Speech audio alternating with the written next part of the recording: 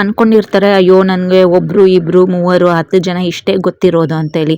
ಪರವಾಗಿಲ್ಲ, ಆ 1 2 3 10 ಜನ ಅವರು ಕರ್ಕೊಂಡು ಬರ್ತಾರಲ್ವಾ, ಅವ್ರು ಇನ್ನೊಬ್ರನ್ನ ಕರ್ಕೊಂಡು ಬರ್ತಾರಲ್ವಾ, ಅವ್ರು ಇನ್ನೊಬ್ರನ್ನ ಕರ್ಕೊಂಡು ಬರ್ತಾರಲ್ವಾ, ಅದೇ ರೀತಿ ಒಬ್ರಿಗೊಬ್ರಿಗೆ ದುಡ್ಡು ಬರ್ತಾ ಇದೆ ಅಂದಾಗ ಆಟೋಮೆಟಿಕ್ಕಾಗಿ 10 ಜನ 100 ಜನನೂ ಆಗುತ್ತೆ, 1000 ಜನನೂ ಆಗುತ್ತೆ. ಆಟೋಮೆಟಿಕ್ಕಾಗಿ ಅಮೌಂಟು ನೀವು ಅರ್ನ್ ಮಾಡ್ತಾ ಹೋಗ್ಬೋದು. ಅದನ್ನೇ ಹೇಳೋದು ರೆಫರೆನ್ಸಸ್ ಮಾಡಿ ಒಬ್ಬರಿಂದ ಒಬ್ರಿಗೆ ಅಂತೇಳಿ. ಸೊ ಆವಾಗ ಮಿಲಿನಿಯರ್ ಆಗ್ಬೋದು.